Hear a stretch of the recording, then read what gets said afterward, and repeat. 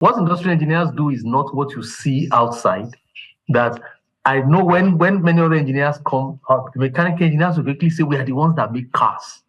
And the electrical engineers will quickly say, no, we are the ones that make your television and all those things. So I often tell them that, no, that is not how engineering works. Especially when students come from secondary school, coming for career fair and all those things, that no engineering field makes a thing. Engineers have to work in teams. Welcome back to Just Africa. Very, very interesting conversations we're going to be having with our very, very interesting guests. I've been looking forward to this conversation with Professor Olufemi Adetunji, who is the head of Department Industrial and Systems Engineering at the University of Pretoria. I know, having Prof here, I already have plenty of questions I want to ask you. I'm going to take you by ways. Of course, I still have Omevi with me in the studio. I'm going to be looking at the operational efficiency for Africa's manufacturing competitiveness, how to make our manufacturing in Africa to be able to stand toe-to-toe, side by side with many of the industrial worlds. What do you think, Omevi? Yes, when we talk about efficiency, people just think it just have to be a work system, very good structure and all that. There are other factors that you and I may not even know. And for us to be able to stand and compete with on the global stage, these factors have to be put in place. And to a very large extent, Africa is still lacking behind. So I'm glad you're having this conversation with Prof. I do hope that, I mean, at the end of this conversation, we're going to be learning a lot, especially from a professor. African manufacturing faces persistent operational inefficiencies that limit productivity, reduce competitiveness, and of course, increase costs. Studies indicate that poor process flows and of course, supply chain disruptions resource mismanagement can cost sub-Saharan Africa manufacturers up to 20 to 30% of potential output annually, while losses in perishable goods and industrial inputs continue to hamper growth. Addressing these inefficiencies is critical for building resilient global competitive industries. This episode explores how industrial and systems engineering can transform African manufacturing by optimizing production processes, improving supply chains, and integrating lean and sustainable practices. Welcome, Professor Adetunji. How are you doing, sir? I'm very fine. Thank you so much, sir. Thank you for having me. You made me laugh yesterday when you said you were not a style person. I don't know what you meant by that, but I know you've got brilliant takes to give us today, Prof. But how are you doing? How's South Africa today? Seems to be a lag between us. Well, no, we're used to it. Don't worry. It's fine. It's fine. But we'll get better. It's part of the systems challenges that we're talking about anyway. How's South Africa, by the way? South Africa is nice. It's a beautiful country.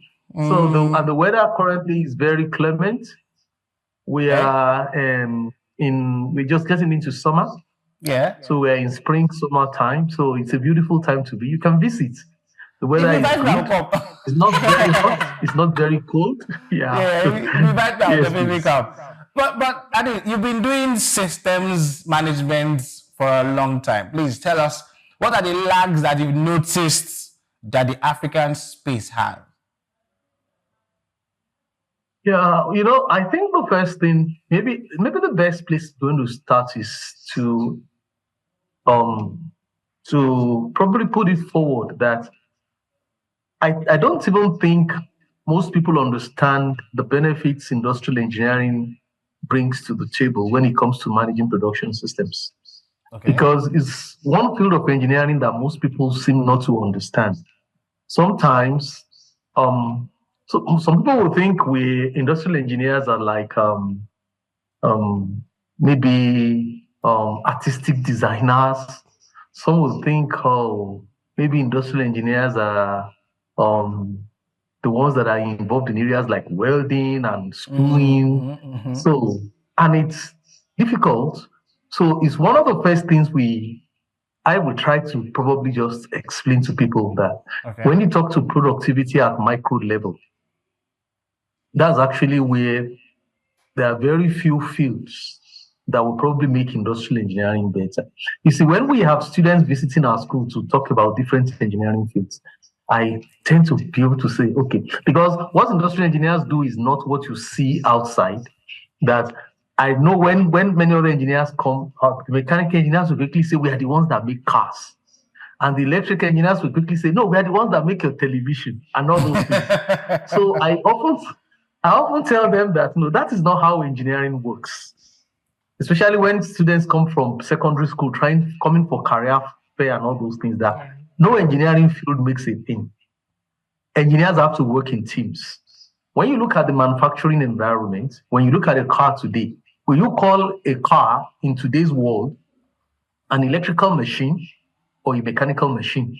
I say it's difficult because we probably have more electronic parts today in cars and electrical components than even some mechanical components in some instances. So it's difficult to say but when you look at what the different fields of engineers do, industrial engineers work with design of processes. Traditionally, if you look at the history of how we started, industrial engineers are typically called productivity engineers then.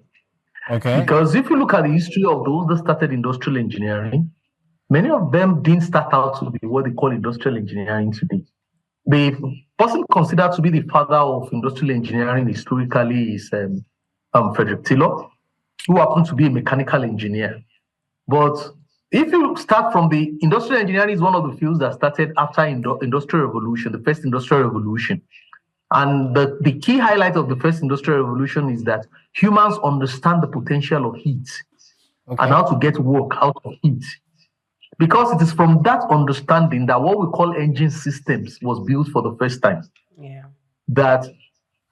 And that is the foundational law of what we call thermodynamics today.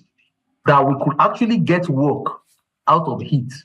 And it's on that subsequent things were done. So when you see the idea of creating steam engine, which although interestingly is not steam that is the main thing that actually is used in the system, into what we call locomotives and all of them today, they are built around engines that are made from heat systems that can be converted into work. But what comes with that industrial revolution is the fact that traditionally you need a lot more human beings to work than you actually will need in a system like that. Because what you need maybe horses or humans to do, you can make machines to do multiple folds of that without needing such human or muscles of human or horses. And from that time, we realized that people can farm in large scale, much more than what used to be before that era, where you need a lot of people. In fact, there is a place where somebody will be laughing and say maybe that was why slave trade was necessary and why slave trade was no longer necessary. Because with the machines, you don't need so much slaves to do many of those things anymore. Because machines can do everything. Because machines can do everything. But what happens is as human beings solve one problem, another problem will crop up immediately. Once you start solving the problem of needing human muscles and maybe the muscles of horses and oxen to plow and grow, you realize that to manage production at that level, at that scale, where machines can just make so much of it, you start realizing you need a different paradigm of thinking. So, and that weaves into every area of the industry, including production, agriculture, transportation, and everything, until when we start moving on to what we call the second industrial revolution, where electricity came, telephone system came, and many things came, and then the society was designed in a different way. You could be manufacturing in a place and maybe selling or using the products in a much further place away from where you manufacture. We need a different way to plan all those things. And that was what led to industrial engineering. In fact, at the same time, many disciplines like managing projects, having better accounting system, all of them came at about the same time, that we realized we need to manage many of these things we are making at a large scale. So that was actually where most people trace the genesis of industrial engineering to.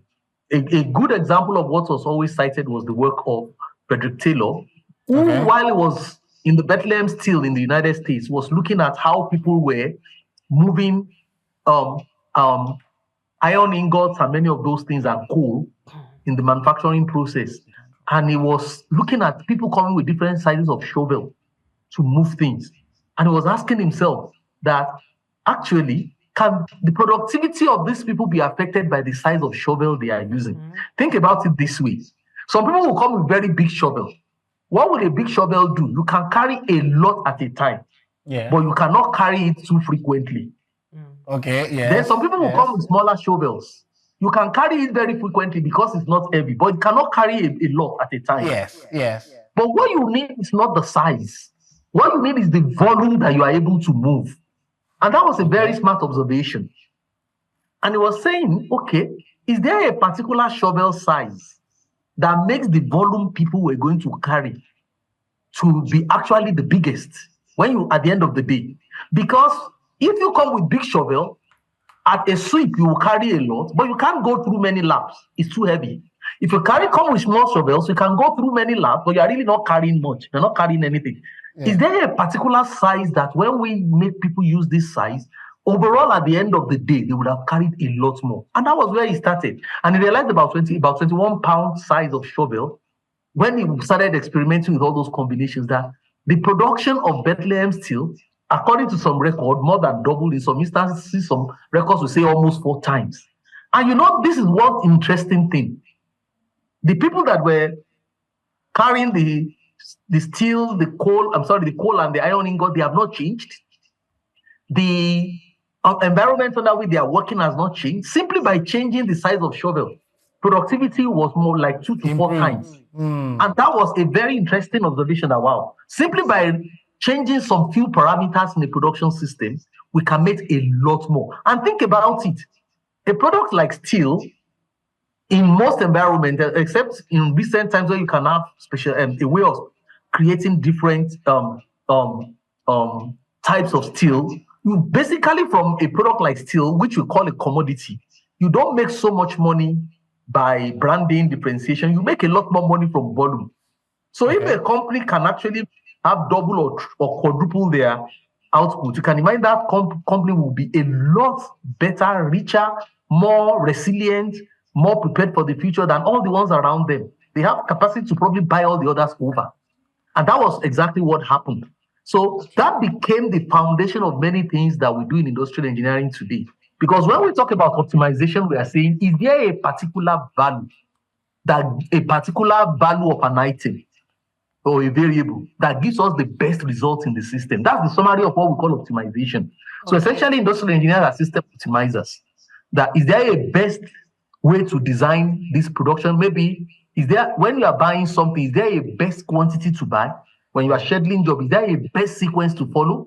When you need to determine the order of job processing, is there a best order or sequence? And many things. When you are laying out a production system, is there a best layout?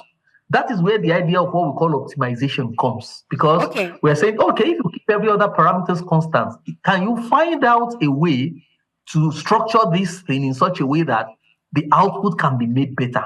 And that's what industrial engineers do through various techniques like use of mathematics, use of what we call process physics, and many of those things to create systems that, even with the resources you have, we can get a lot more out of the system. All right, Prof. Thank you so much. In fact, you have given us a very deep understanding of industrial engineering. Now, coming back to this topic, talking about operational efficiency, how important is this to manufacturers for us to be able to compete on the global stage? I love the analogy of the shovel. You don't have to carry a bigger shovel. So that is like what we are saying now is that you have to work smarter and not harder. But we need to understand the importance of this operational efficiency in the manufacturing industry. Okay, thank you. Let me start by working harder and not smarter. We are working smarter and not harder.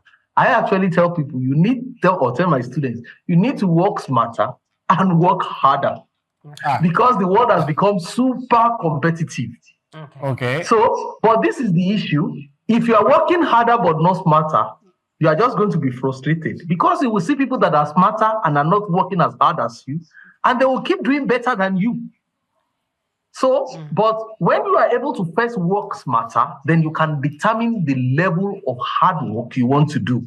Because if you are just working hard in a way that is not structured, you would have done a lot, but you will still get nothing. You will still be out of the market. It's frustration.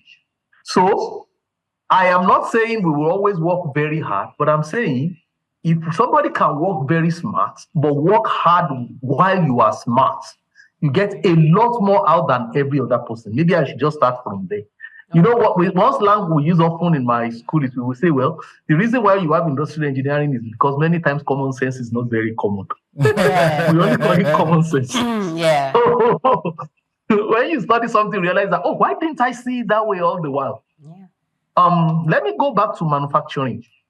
You see, I like telling stories rather than writing equations. Okay. Especially if I'm talking to people that are not in my field, because that creates a lot more sense. Like when I gave an example of the shovel, there are underpinning mathematics that we can develop from that, because most of the things we do in optimization is balancing what we call a number of conflicting functions by choosing an appropriate what we call decision variables.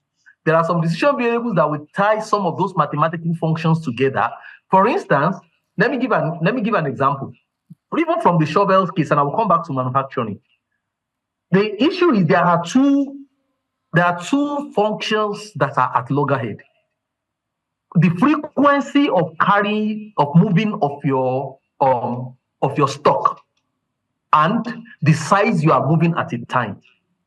As you are moving large size at a time, the frequency is decreasing. As you are moving more frequently, the size is decreasing. So we have contradiction. Somebody that wants to move a lot at a time has to move more slowly. Somebody that wants to move very frequently has to move less size.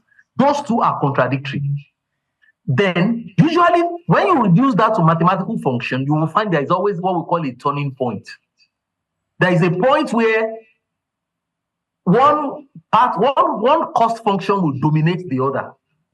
Now, if you move too far away from where one dominates the other, you go to the extreme side where the other one now dominates very well. There is always a sweet spot where the two of them appear to cancel each other out. That is what we look for with mathematical function. And when the person first did the experiment, he didn't use mathematics, but that there is an underlying mathematics there that today we know and we can model. And that idea gets translated into so many other areas. Whether you are ordering stock, you are scheduling job, you are laying out production floor, there are always these costs that when you increase that variable, it makes one cost increase and it makes another one decrease. Think about it this way: if you are building, let's say, a storage for what you are going to sell. If you build very big storage system, now it means you will need less transport. Okay. But if you build a small storage system, you will be exhausting the storage quickly. You will need to drive much more. Yes. There is cost of driving, there is cost of keeping stock in the storage. Now, you see, those two costs are contradictory. As you increase the volume, cost of keeping will go up, cost of driving will go down. As we decrease the volume, cost of driving will go up, cost of keeping stock will go down. So there must be a spot where there is the best thing. That's actually where the logic of mathematics comes in beautifully. Because we can now put all these things in models and see, we can locate that point and tell you this is the exact size you should build. Every other person that moves below or above it will pay much more than you do. But and that's the same thing when it comes to manufacturing. Yes, I'm listening. Yes, Prof. Do you think that manufacturers understand the link between efficiency, operational efficiency, and profitability? That's a good question. Everybody uses the slang, but not everybody understands the underlying physics. That's the issue. Let me say it this way. If I bring it away from industrial engineering to mechanics, we all know that when we jump out of the window, we are going down. But not everybody understands gravity. Does that make sense? Yeah. Yes. So there are things we can see, but there is a different way to understand what is actually making it to be like that. Yeah. Because once you jump out of the window, what happens is gravity kicks in. Gravity acts down the earth and the earth pulls you towards itself. So people that understand how that works can now make calculation. At what speed will you go? What can we do to make sure you don't crash? How do we create maybe something that can float based on some other natural things like air? And we can create many things that can make you land gently. Now, it's still the same environment, but we are using the law of nature to design systems that can now, it will be like you are the master of what nature has. That's what engineering is about in general. It's the same thing when you see what happens in manufacturing. Everybody knows we need to be productive. Everybody knows they will say, in fact, that optimization is a word that everybody throws around. We have an optimal system. We have created optimization, but that actually in our own world where we actually do optimization, we will tell people, be careful how you use that word, except you really know what it means. Because every manufacturer knows actually that we need to find a scientific way of managing this thing. But the issue is how many people actually understand that underlying what we call process physics. So, and those comes in many ways. When you talk about manufacturing, for instance, there are so many things that once you make a decision, other things are consequential. It's like when I talked about jumping out of the window. Yeah. The only decision you can make is, should I jump out of the window or not? And from what level should I jump out of the window? Once you jump, the process is out of your control. Nature takes effect. It's the same thing with production systems. There are some decisions that you can make. We call them control decisions or control variables. There are some that they are out of your control. Once you make that decision, the process kicks in on its own. So you live with the consequence. So that's what happens when you are now making decisions that we say, okay, what are the control parameters I have here? What are the things I can fine-tune to achieve this level of goal I want to do? And those are things you now study through what we call process design. So I believe most manufacturers know that they need to be able to do better. But the question is, how many manufacturers know what they need to do to achieve that goal? That's where the question is. Okay, yes, Prof, I would have loved you to answer that question right away. What do you think African manufacturers need to do to help us be competitive enough on the global stage? What are those things you think manufacturers are overlooking? Okay, there are so many things that will be tied together to say this is how we can be competitive in terms of our manufacturing system. Number one, there are environmental issues. Okay. Those ones might be beyond even the control of the manufacturer. For instance, there are global environmental issues. The demand structure in the environment, the global policy driven by many countries that are together in the world. Okay. For instance, when one country introduces a tariff policy, it affects everybody. It affects demand. It affects many things. How do we respond? Those are policies that might not be within the control of the manufacturers. Yes. Then there are natural factors. Those are macro factors. The government is probably can support the environment in which manufacturers operate through production of basic, what we call manufacturing essentials. In logistics, some of those things are identified to be number one, energy. How does the government make energy available to those people? It affects the overall cost that the manufacturers will incur. Number two is transport. How efficient is the transport system of the country? That has nothing to do with the manufacturer. It will affect them, but they are not the cause. If you have bad roads, it will affect your this thing, but that's outside your control. Another one might be communication. How connected is the country in terms of communication network? At what cost is it made available? All those things filter back into production system, but they are out of the control of the manufacturer. Another one, for instance, is we can keep mentioning, there are a few of them. Another one is the cost of fund. For instance, let me give you a way to explain this in a practical way. If you are in Japan and you have to borrow money at, let's say, 5% or maybe 0.5%, 1%, 1.5 or 2%. Yeah. Or maybe you are in America, you have to borrow at about maybe 5%. And maybe you are in South Africa, you have to borrow at maybe about 10%. And you are in Nigeria, you have to borrow at about, let's say, 15, 20%. Can you see what it means?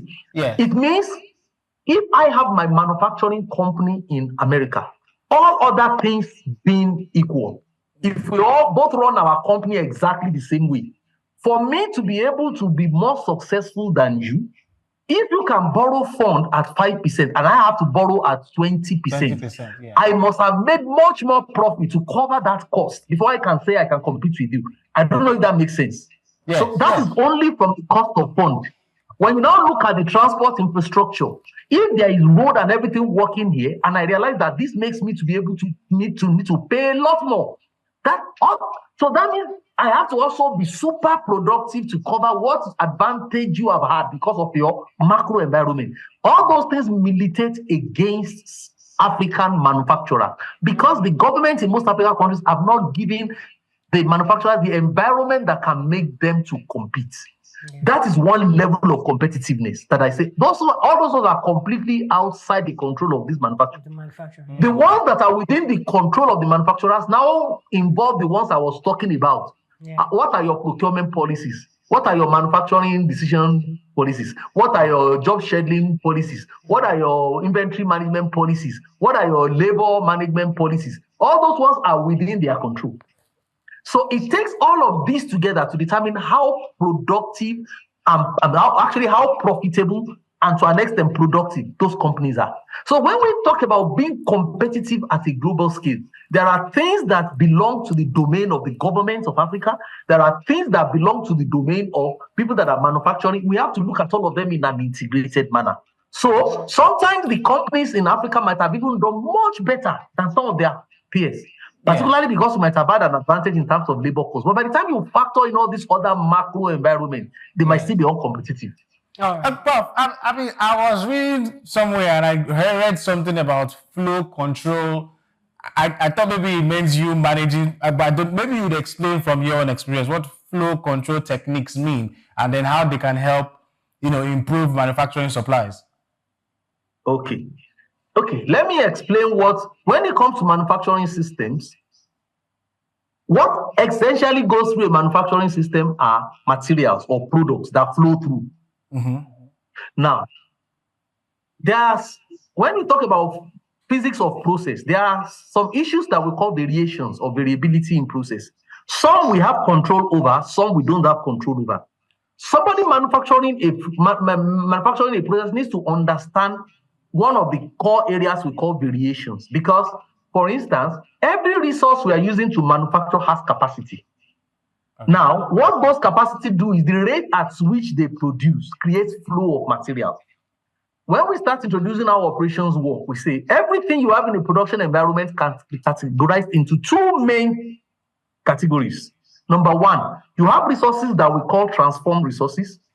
You have resources that we call transforming resources. And that's what you see in every system, whether you are manufacturing goods or you are offering services. If you look at someone manufacturing goods, example is if you are manufacturing car, you're going to have vehicles that you are making. Those are your transformed resource.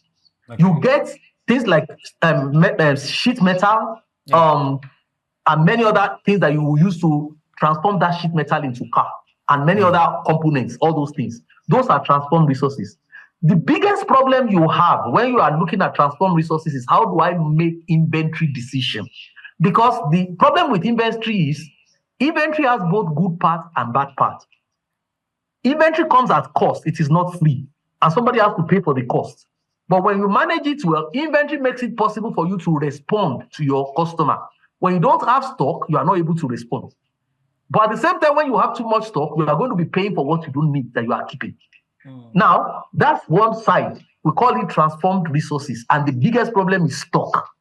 The second part of every resource you have in any production system, goods or service, is what we call transforming resource. Those are the materials that work on what you are transforming. In the manufacturing of a car, for instance, we're going to have your robots, we're going to have your storehouses, we're going to have your many things. Yes. The assembly line that is going to be moving them and all of those things. Those ones, the biggest problem you have with them is not stock. It is capacity. Okay. And those two, you can't separate them because what capacity makes is also stock. Now, when we talk about flow, all those materials are flowing through your system. In every case where you have flow and you have capacity constraints, you're also going to start having what we call use. Whether you like it or not, it's like, imagine that a number of you have to go through a place that has a restriction. If many of us have to run through the door has capacity. How many people can go through the door at a time? When many of us are flowing through the door limits us. Then the number going out is not necessarily the number that wants to go out. Yeah. So all those things affect what we call flow. So once you have transforming resources, then automatically you are going to have what we call capacity constraints. All those things play together. Those are the things you put together in an integrated manner to say, at what rate should material flow? At what rate should job flow? At what rate should customer flow? When customers are flowing, how does that translate to queues? So we have what we call queuing models, simulation models that use to study how those things will emerge, because it affects how many you can make at a time. It also helps to also be able to pinpoint what we call bottleneck stages or bottleneck stations, where we tell you if you really want to improve your flow, it's not every station that you invest your money in, because there are some places that when you invest money, you don't get a return. There are places where you invest money in a manufacturing environment, you get return. For instance, a chain, we say is as weak as the weakest point. If you want to break a chain, a smart person doesn't break the strong point of a chain, you break the weak point. And if you want to make a chain strong, you don't make a strong point stronger when there are weaker points. You first make this weaker point strong, because the weakest point is what determines whether your chain will break or not. That's one of the fundamental thinking in what we call synchronous manufacturing or theory of constraint. So all those things about flow is about materials going through the system, and how do we study how flows build up, how queues build up, how entities flow, which now affects your throughput rate, which automatically also affects your throughput cost, the unit cost of the process product at the end of the day, and all those things are modeled. So flow in that case means how the transform resources go through your system and how you control them. All right, thank you very much, Prof. I mean, we're running out of time, so but I need you to touch on this. You've understudied the industrial system in Africa. What are the skill gaps that you've noticed, and what do you think, or how can maybe either governments or schools like universities can help to cover those gaps so that we can get better manufacturing industries? Okay, maybe I will start from my field. That's why I started by saying, actually, the first thing is people don't even understand what industrial engineers do. Because by the time we understand that, we'll see how some small changes can make significant impact in our output when we start talking about skills. Let me start from that. Let me give you another story. If you look at what happens in Japan, after World War II, Japan was a very poor country. Their infrastructure has completely collapsed. Now, look at Japan from after the Second World War in the 1950s and now. Look at all the cars you have on the road. Can you see how many of them are Japanese cars? And you start asking yourself, what did Japan do to transform themselves between then and now? They didn't have better machines than what we have in the western part of the world. Is that not correct? Yeah. But what did they do? That they took over almost the whole market. It is not about the technology per se. It's about how the technology is used. That is part of what we call production control. Look at, and you can see that across many countries that are growing, that they need to pay attention not only to acquisition of technology, but how you put technology to work. That's what you design in a place like industrial engineering. Now, this is what I'm going to say. If I were to advise the government, there is a very brilliant idea that the government did in the days of people in southwestern Nigeria, in the days of very smart people like Chief Awolowo. There are things that you give to the people to do. There are some responsibilities I will advise that the government should take over from them. For instance, they started something called farm settlement. I will tell you how it works. They know it's very expensive for every small farmer in the southwestern Nigeria to buy tractors, to buy plows, mold balls, and buy all those things. What did the government do? They took over those things and absorbed them into the Ministry of Agriculture. Then they gave the people land. Then the government got those implements that are expensive, but they created a schedule where the machine can help people to work and they can recover the money from what the people were doing. So the government can keep sustaining that system and the people are reaping benefits. So the people don't need to own the tractor, but they could have the benefit of big farmers that own tractors. That's a very smart idea. We have many things we can do in the industry. For instance, many of those one of the things that have been known, that have been studied in today's world is small businesses that make economy grow fastest. Yes. And if you want money to quickly get to the grassroots, is money from the small businesses that get quickly to the grassroots. The government that is serious in getting people out of poverty quickly and getting them rich quickly will invest in how they can bring small business out up quickly. And part of what I will advise is that template of what do you call it now? Farm settlement structure is a beautiful thing. We can have industrial, for want of words, industrial settlement system. For instance, I will tell you some big investments that those small businesses cannot have, whether it's manufacturing or service. They can't. It's very expensive. And you need it in today's world. For instance, many of those big businesses cannot afford good enterprise systems to connect them. To buy systems like Oracle, SAP is very expensive. But you need such systems to plug into the world of today and to manage your business and have a view of what is going on everywhere. Nothing says government cannot invest in that and bring those companies in. And so we take this responsibility for you. You do what you can do well. What you can do is make hair cream. Make your hair cream. We will onboard you. What you can do is make small manufacturing thing. Make it, we will onboard you. So that all those complex things that are difficult, that once you start doing it, you have to forget about what you are doing properly. We will take them away from you. Another thing is, many of those things about analyzing process, these companies cannot have the capability. Many of them cannot afford to hire an industrial engineer. It's expensive if you really get a skilled one.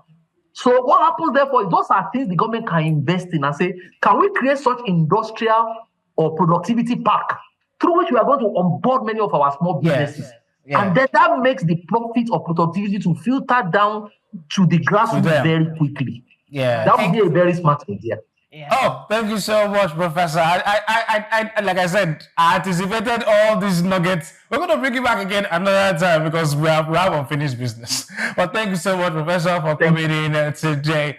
Professor Adetunji emphasizes that Africa's industrial growth depends not only on just investments in machinery, but also in intelligent process designs, workforce, and of course, capability. Thank you so much, Professor, for joining us today on Just Africa. Until next time, I will see you again. Thank you. Thank you for having me. I appreciate it. Thank you so much. You must have a good day. Bye. Right,